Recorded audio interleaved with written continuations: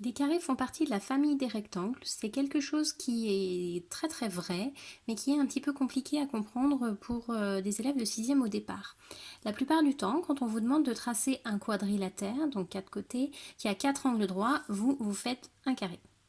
Moi, je vous dis qu'un quadrilatère qui a 4 angles droits, c'est un rectangle. C'est la définition du rectangle. Et là, j'en ai toujours quelques-uns qui me disent non, non, non, ça peut aussi être un carré. Effectivement, mais si moi je vous demande un quadrilatère qui a 4 angles droits et que vous me faites un carré, ça veut dire oui, vous avez fait 4 angles droits, mais en plus de ça, vous avez fait les 4 côtés égaux, ce qui ne faisait pas partie de la consigne. Donc, en réalité, 4 angles droits, ça fait un rectangle.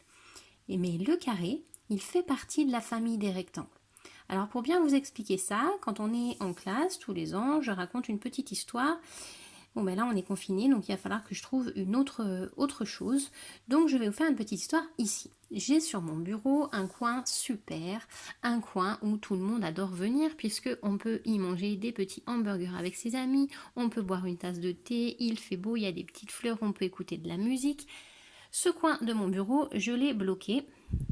Hop, je le ferme et j'ai confié à un petit personnage la tâche de ne laisser entrer que des rectangles.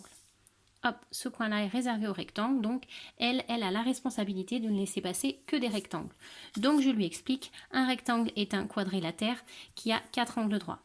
Donc elle va devoir vérifier ces conditions-là pour pouvoir laisser rentrer les figures qui vont se présenter parce que ici arrive, hop hop hop, en file indienne, plein de figures qui veulent toutes rentrer dans mon super endroit.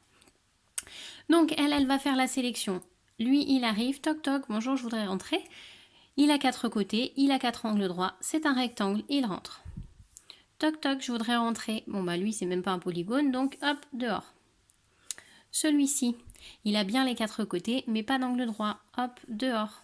On continue. Celui-ci, 4 côtés, 4 angles droits. Il rentre, c'est un rectangle. Celui-ci, 4 côtés, 4 angles droits. Hop, il rentre.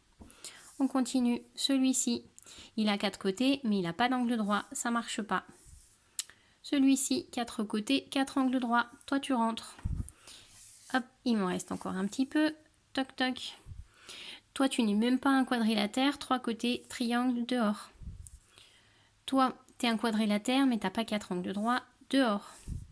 Toi, tu es un quadrilatère. Hop, 4 angles droits. Tu rentres ici. Voilà. Donc, on a laissé à l'extérieur tous ceux qui n'étaient pas des rectangles. Et à l'intérieur, nous avons tous ceux qui sont des rectangles, parce qu'ils répondent à la définition des 4 côtés et 4 angles droits. Donc, ceux-là, ce sont des rectangles, mais ceux-là, ils ne vous posent pas de problème.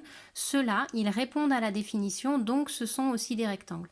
Après, vous voyez qu'ils ne sont pas mélangés. C'est des super rectangles. C'est pour ça qu'on les appelle des carrés, parce qu'ils ont plus de propriétés qu'un rectangle. Oui, ils ont les 4 angles droits, mais en plus de ça, ils ont les 4 côtés égaux. Donc ils ont le droit de rentrer dans la famille des rectangles parce qu'ils ont les propriétés du rectangle, mais ils sont plus que ça avec leurs 4 côtés égaux. C'est pour ça qu'on leur a donné un nom particulier. Donc même si ce sont des carrés, ils font partie de la famille des rectangles. Voilà, j'espère que c'est un petit peu plus clair.